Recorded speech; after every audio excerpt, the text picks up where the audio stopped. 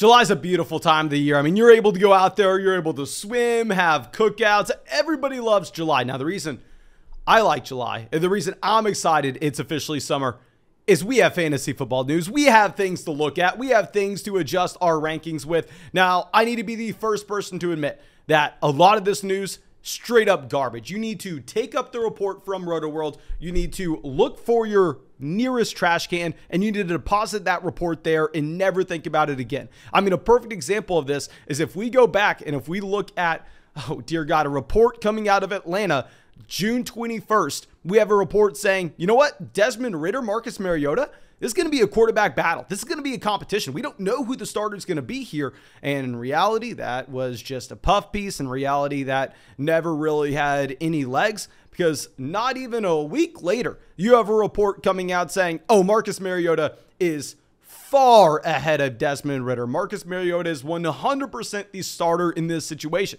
So we need to be able to decipher garbage and quality information. It's a lot easier said than done. A lot easier said than done. Now, I will admit that I used to be of the opinion that all of these reports we should ignore. It would almost hurt your rankings. It would hurt your process, as if we try to look at what beat reporters are telling us when they're trying to get retweets on Twitter, when they're just trying to. But what I will say is we learned a pretty valuable lesson last year, because there were so many reports coming out of San Francisco telling us Trey Sermon's not the guy. Trey Sermon is nowhere close to being a starting running back on this 49ers team. He's probably not even going to have a role in this offense. And if you continue to ignore those reports as Trey Sermon fell down fantasy football drafts and you started to draft Trey Sermon, you lost money last year. And we don't want to be that guy drafting Trey Sermon this season. We want to be able to avoid that player. So I think it is going to be important for us to have a nice balancing act between looking at these reports and trying to react ever so slightly without overreacting. Now, before we get into it, please go down there, drop a like, leave a comment, subscribe to this channel if you play fantasy football. I'm going to be happy to continue to make these videos all off season every single day. But let's go into it and let's look at one report that, oh dear God, I want to get excited about. Now, this isn't even over there on RotoWorld, but it's on Instagram. Michael Thomas out there running routes. Now, y'all know I have been scooping up Michael Thomas in way too many drafts. If Michael Thomas doesn't play this year, if Michael Thomas isn't half of what he once was, I need to probably shut down the YouTube channel. I probably need to go update my resume, because I'm going to need a job. I am going to be bankrupt. I am going to be out on the streets, because I am heavily invested into Michael Thomas when he's currently being drafted as a wide receiver 4 in fantasy drafts. And the reason for this is because injuries. The reason for this is because people do not believe that Michael Thomas is the same wide receiver he once was. Obviously, on the surface, he looks like a massive diva, but I'm looking at the situation saying, hell, the last time we had a fully healthy Michael Thomas, he was the wide receiver 1 overall. We can say the same thing about Christian McCaffrey. The last time we had a healthy Christian McCaffrey, he was the running back 1 overall. Both were 2019. However, are you getting a discount on Christian McCaffrey based on the injury? Yeah, you're getting a slight discount, ever so slight. He's going at pick 2, going at pick 3 overall. Whereas Michael Thomas, you're getting a massive discount. You don't have to draft him as the wide receiver 1 as you did in 2020. You don't have to draft him as a low-end wide receiver 1 as you did in 2021. He's being drafted as a wide receiver 4. And to see him out there running routes, to see him active in general, maybe I'm biased here. I need to admit it. I am going to be very biased with some of these reports, and I need to try to leave that bias at the door. That's why I'm being honest with you, telling you how much I've drafted Michael Thomas. But personally, I think this matters. To see him out there running routes is a pretty big deal. Now, let's go over to a report that I've had a lot of people sending me on Twitter, and I honestly don't think it matters at all. This is a report coming out of Philadelphia. Miles Sanders saying that he needs more opportunities. Miles Sanders saying that he doesn't care about fantasy football. Like, Thomas, please play a clip of this interview. I can't. Fantasy football, I don't care about it. I honestly don't. I can't give you the points you guys want. You're going to keep getting 2 to 3 points. That's how our offense is, man. Yeah, don't pick me up on fantasy no more. I'll just say that. I really don't care. Miles Sanders essentially came out and said, you know what? I don't necessarily care if I get you 2 fantasy points, if I get you 3 fantasy points. Don't talk to me about fantasy football. I care about my NFL team. I care about doing what my coach tells me. And Miles Sanders, clearly, if you look at the interview, if you watch it, he doesn't freaking know what fantasy football is. He doesn't know what 2 points actually means. Like, it's hilarious that people are seeing that clip and actually think that it matters. What is Miles Sanders supposed to say? He gets asked a question about fantasy football and he goes, you know what? Yeah, I don't care about winning the football game with the Philadelphia Eagles. I don't care about winning the actual game. What I care about is scoring points for my fantasy football manager. Can you imagine what would happen if he said that? Can you imagine if that was his take? No, a player, an NFL player would never say that in a million years. Of course, the standard response that someone should have if they're talking to the media, they should be able to come out and say, yeah, fantasy football doesn't matter. I care about winning games. Now, of course, I would love more opportunities. I would like to be able to go in the red zone and I'd be able to see some carries, which I do think Miles Sanders should have an expanded role this upcoming season with no Jordan Howard. But please don't take quotes like this and run with them. Don't let them affect your take at all on a given player. It's just complete nonsense. Complete nonsense. Now, moving over to our next report, this one does matter, but it's already baked into his price. So Chris Godwin has a report saying that it wouldn't be surprising if he started off on the PUP. And let me remind you, if you start off on the PUP, you missed the first 4 weeks minimum for this upcoming season. And I've been actively drafting Chris Godwin as a wide receiver 3 in fantasy drafts this year. Now, a big portion of this is because we're drafting on Underdog Fantasy. We're drafting in those Best Ball Mania contests where that playoff tournament, weeks 15, 16, 17, there's so much money up for grabs that I'm trying to prioritize production during that time window compared to the beginning of the season. But this is an example of a report that you are going to see that you need to understand. While yes, it would have mattered if it came out months ago and if the fantasy football community was evaluating Chris Godwin as a player that was not going to miss time this upcoming season, yes, this report would matter a ton. However, if we go ahead and if you look at that ADP of Chris Godwin, where he is being drafted as a wide receiver 3 currently, we can safely say that him missing the first month of the season, especially when everybody knows the torn ACL timeline, it's already baked into his price. It's already baked into his ADP. So what could end up happening is if we continue to react to reports like this, is you could get an echo chamber going. So if the entire fantasy football community says once, you know what, I can't draft Chris Godwin as a top 10 guy this year because that knee injury, because he's going to miss the first month of the season. And then he gets moved from his expectations of a top 10 guy down to being a wide receiver 3 in drafts. And then we have a report saying, hell, Chris Godwin can miss the first month of the season. Should you then move him down further? Hell no. It's already baked into his price. And real quick, if y'all want to get into a real money fantasy football drafts with me, you know what I'm going to say. And if you have not done so by now, fix your life. Have some fun. Go sign up for Underdog Fantasy. When you go and sign up for Underdog Fantasy and you use promo code FLOCK, they will match your first deposit dollar for dollar up to $100. So you are getting paid to play fantasy football. You can hop into drafts with us on the live stream. You can hop into drafts in a public lobby, and you'll get our 2022 rankings, our dynasty rankings, our dynasty rookie rankings. Find the link down there in the description of the video. Find it in the comment section. Have some fun. Hop in some drafts with us.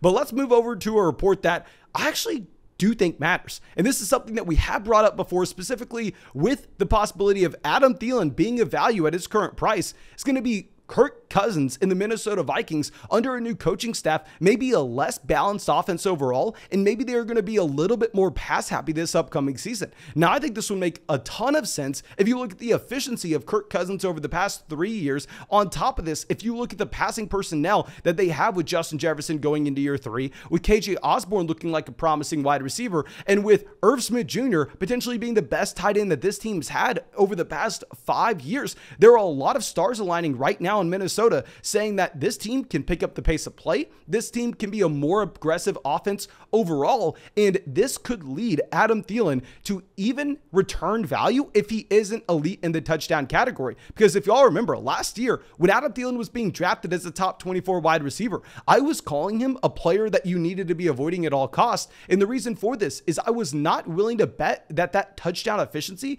that touchdown rate was going to be able to maintain if we saw an expanded role for Justin Jefferson in the red zone. However, if you have Kirk Cousins with an additional 50, 60, 80, 90, 100 passing attempts this upcoming year. It wouldn't even matter if Adam Thielen's touchdown rate, his red zone usage, goes down on a percentage basis compared to Justin Jefferson, because the raw volume of the overall offense could actually outweigh that loss in a red zone opportunity. So I would be excited to draft Adam Thielen with where he's currently going, especially considering the fact that you're getting a discount on where he was a year ago.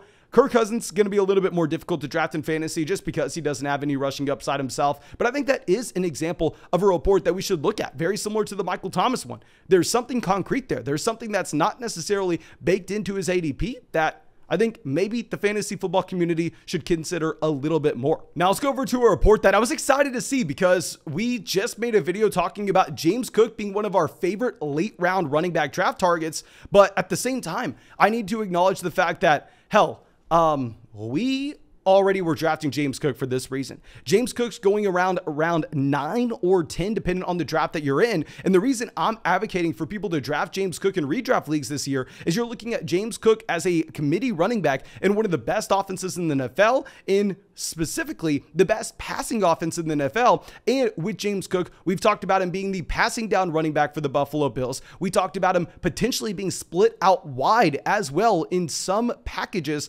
And with Cook, it would make a ton of sense. This is what we are projecting, because the Buffalo Bills tried to sign J.D. McKissic this offseason. When that didn't work out, they decided to draft James Cook in the second round. We know Devin Singletary on a yards per route run basis was one of the worst running backs in the receiving game in particular in all the NFL last year. So when we get a report coming out of the Athletic saying that James Cook is expected to operate as the Bills' third down back and to see some snaps at wide receiver, should we change our ranking of James Cook? I was already advocating to go out and draft him in the 9th round. Should we see confirmation on what we were wanting to happen and then go, okay, now we should draft James Cook in the 7th? Because no, this is exactly what we are excited about with James Cook to begin with. So even if I want to say, hell, this is great news for him, it was already baked into his price. It was already baked into our evaluation process. And because of that, we shouldn't necessarily change our rankings. It's like going out there and putting in an offer for a house and they go, okay, well, there's a pool in the back. You go, okay, I'll give you $15,000 more. And then they go, okay, well, there's a pool in the back. Are you supposed to then bump it up even higher? No, it's the same thing. It's already what we thought. We already knew that information. It was already priced in.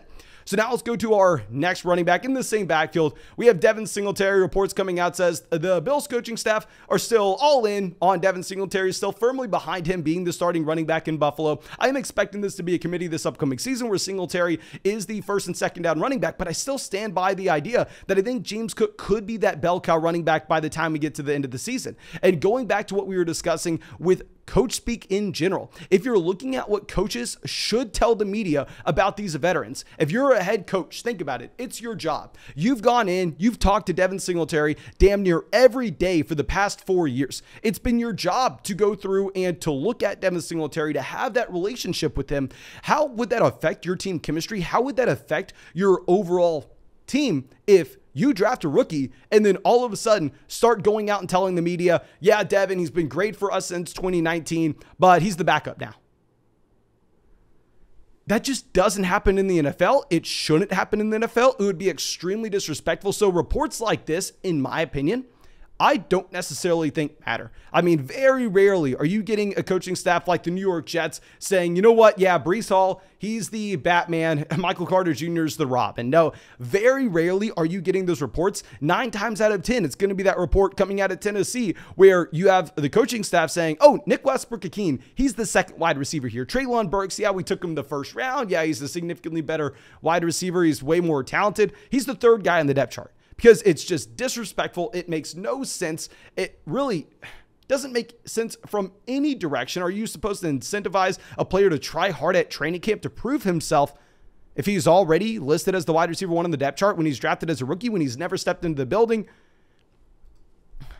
These coaches are going to come out. They're going to talk positively on these veterans. But one thing that hasn't happened is in Tampa, instead of saying that Cameron Brate is going to be the best option at the tight end position with the Rob Gronkowski announcement, you have Cade Otton, apparently the rookie tight end that, in my opinion, was not a great prospect by any means, by any stretch of the imagination. Reports coming out saying that he is going to be the best option at tight end for the Tampa Bay Buccaneers. Now, in my opinion, no, I do not think you should go out there and draft a rookie tight end for Tom Brady. I honestly would be avoiding that situation entirely given the talent profile and the prospect profile he had coming into the NFL. But a report like this does matter because for a coaching staff to come out and for them to say, hell, this rookie is going to play a large role right away. They're not lying when they say that. We just went through a little freaking monologue talking about why coaches are incentivized to talk down on rookies and to hype up their current incumbent veteran players in the building. So if you do see something like this, I think you have to lower down Cameron Brate in your rankings. I think you'd be very, very stupid not to. Now let's move over to our next report coming out of Cleveland, Seattle. I don't know what you're going to look at, but the Seattle Seahawks are reportedly still interested in acquiring Baker Mayfield. Now this individual report for me actually does matter because if you're looking at the Seattle Seahawks organization, we can safely say, hell, there is so much talent at the skill positions. You have DK Metcalf, you have Tyler Lockett, you have Rashad Penny, you have Kenneth Walker, you have Noah Fant. There are so many pieces in this situation, except you have the massive hole at really one of the only positions that matter. And I tweeted this out about a week ago saying, hell, I refuse to believe that you are going to have freaking Drew Lock as well as Sam Darnold as NFL starters this upcoming season, and Baker Mayfield and Jimmy Garoppolo are going to be riding the bench. So I think it is 100% in the range of outcomes. I think this report does have legs that the Seattle Seahawks would consider Baker Mayfield, because why the hell wouldn't they? I mean, if you're looking at Baker Mayfield, it's going to be minimal cost. I think the Cleveland Browns are eventually going to take on some of that contract to move Baker Mayfield off the roster to get him over there to Seattle. I don't think Seattle is going to have to give up much draft pick compensation at all. So it's a free shot at finding possibly a discount quarterback for next year as well, because this Seattle Seahawks team, they have enough pieces where I would be surprised if they were the worst team in the NFL this upcoming season. I'd be surprised if they were the second worst team in the NFL this upcoming season, even if they were to go out there and roll out Drew Lock at quarterback. So I'm unwilling to buy into the fact that this team could be tanking for someone like CJ Stroud, tanking for someone like Bryce Young. So if I was Seattle, hell, I'd be making a play for Baker Mayfield. I'd be making a play for Jimmy Garoppolo. I really like seeing this report come out of Seattle/Cleveland. Now, going over to our next report, this is going to be back in New Orleans. We already talked about Michael Thomas running routes, and this report definitely matters. You have Alvin Kamara bracing for a 6-game suspension. Now, this is going to be one of the most difficult situations to navigate in general. That's the looming upcoming suspension for any NFL player, whether that's Deshaun Watson, whether that's Alvin Kamara. And I will say, if you're playing in your regular 12-team fantasy football draft, those 6-game suspensions for someone like Hopkins as well, they are so detrimental because you draft that player, you're not getting any production through the first 6 weeks. You're having to kill that roster spot where you're not able to make waiver wire moves. You're not able to pick up the Elijah Mitchell of 2021, the James Robinson of 2020. But if you were drafting on Underdog Fantasy, which I'd imagine 99% of people watching this video are right now, I almost like taking shots on these players with the looming suspensions, just given the fact you were getting a discount on them. And on top of that, if you look at the tournament structure, you are incentivized to go ahead and to backlog that production in weeks 15, 16, and 17, and almost entirely prioritize production during that playoff stretch. And if you're able to get that from someone like Alvin Kamara, who would potentially miss 6 weeks, if you're able to get running back one production during that stretch and he missed the first 6 weeks of the season, he's going to be at low ownership and he has the elite ceiling to be the running back one overall during that time. So it's almost the best of both worlds for a tournament setting like that. And also there's the outside chance that, hell, I drafted Alvin Kamara in a Best Ball Mania draft at the 3-4 turn. So if I take him at the 3-4 turn and then this report's wrong, which we just saw the report at the beginning of the video be wrong in Atlanta, and they flip-flop like that within a week, if this report's somehow wrong, and all of a sudden Alvin Kamara is only suspended for 2 weeks, and then he's a second-round pick yet again, hell, you are building a super team that not too many people in that overall contest are going to have. So it is interesting to say the least, But I almost like looking at the uncertainty of reports like this of looming suspensions and attack that uncertainty in high stakes best ball mania drafts where it's going to be $2 million the first with a $25 buy-in. But if you're in your regular 12-man fantasy football league where you're only playing with 11 of your other buddies, you can make trades, you have access to the waiver wire. They're targeting these situations pretty scary and probably a very bad move overall. Now, thank you for watching this video. Please go to the comment section. If you think that I missed out on something, please let me know. I do appreciate y'all. I hope you have a great day. Hope we get to see you with the video tomorrow. And yeah, well, you know, we'll be live streaming tonight, so maybe you hop in a draft with us over there on Underdog.